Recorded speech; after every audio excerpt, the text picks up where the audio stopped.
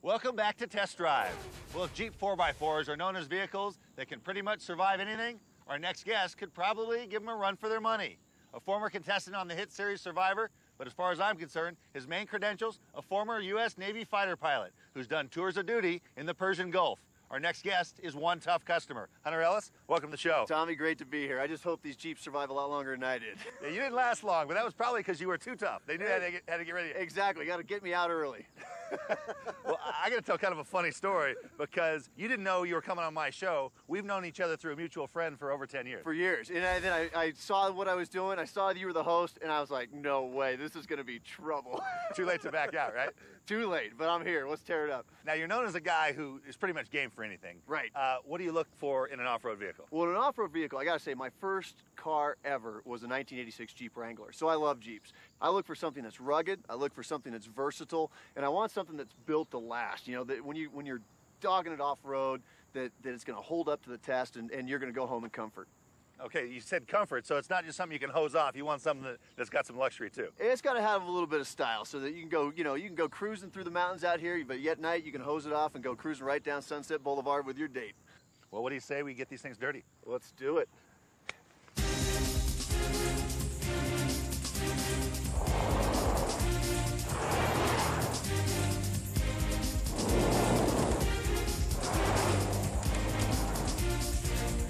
I'll tell you, I like it already, man. It's a smooth ride. Actually, you know what? We're going to need call signs. What's your call sign? I'm Roach. Roach, uh-oh. Uh-oh. We need something fierce for you. Fierce. Well, some of my boys call me the Ripper. The Ripper. Roach and Ripper it is, then. Tearing it up in Wyoming. Outstanding.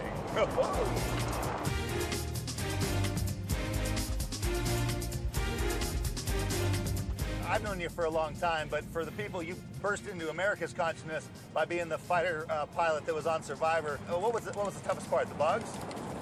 Yeah, the bugs weren't so bad. They wouldn't bother you nearly as much as some of the other personalities on the show. some of the whining and complaining? Oh, you couldn't believe it. There was, people day one weren't ready to be out in the elements. And, of course, for me, I'm the wrong person to ask if it was hard because I've been trained in survival.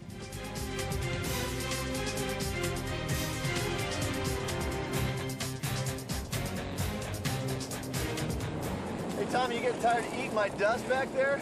Well, I'll tell you what, I've been playing gracious host so far, but I'm going to pull rank on you here, and I'm going to... Where are you going? A little pre-running. Where are you going? Huh? What's that? You taking a shortcut? Hey, you should have learned in Survivor, leave no stone unturned. Oh, I still got you. I'm hanging with you.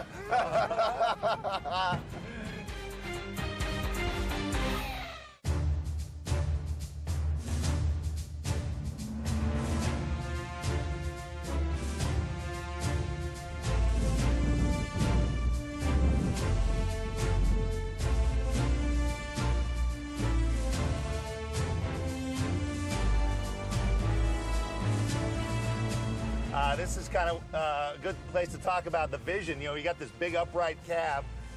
How's the vision in that for you? Oh, the vision is great. I mean, I got clear views on all sides here, especially out in front of me. They've got these, these skylights. It's kind of cool. Before, cars were just dark and you had to live with it, but they got these, they call them command view skylights. Yep. So you can get views 360 and then some. Oh, yeah. I mean, especially when you're looking at beautiful blue skies like today in Wyoming and looking at the Grand Tetons, it's awesome. We're doing this in style right now.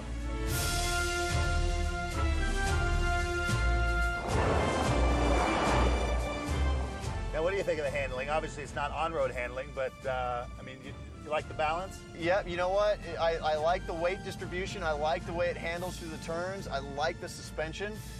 It's a really comfortable ride. It's not beating me up.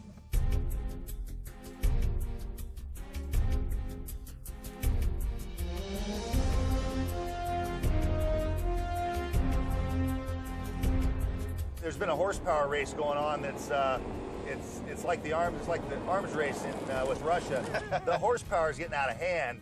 I mean, here's a an SUV family car that's got the 5.7 Hemi. It's got 330 horsepower, 375 foot-pounds of torque. How's that feel? It feels awesome. It really does. And especially, I mean, you can feel the computer modulating it sometimes when the wheels are slipping. So, you know, it's nice to have that assistance when you have so much power. I think what you're feeling is actually the electronic assistance, the ESP, which if the car starts yawing or sliding, it'll cut power, it'll brake one wheel or the other. And new for, I believe, this Jeep, first time I've heard about it, it's called electronic roll mitigation, where it's got an algorithm which will sense if the car is starting to tip, and it'll do the same kinds of stuff. Oh yeah, well I'll tell you, it was the same thing in the F-18 with all the fly-by-wire. I mean, there was so much automation that it made flying that airplane a real dream.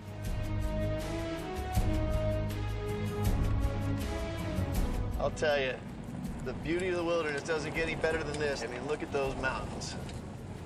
Why don't we just rub it in everyone's nose? I'm going to take you to this spot I found earlier that's got the best view ever, and you might only be able to get there in a Jeep.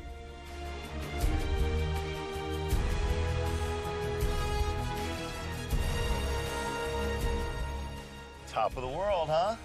Yep, and we're rolling in style.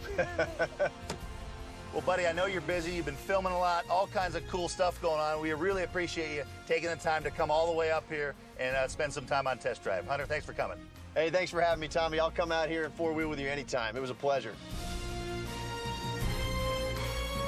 Coming up, Four-Wheel and Off-Road Magazine's Rick Payway takes this Jeep to school. Stick around.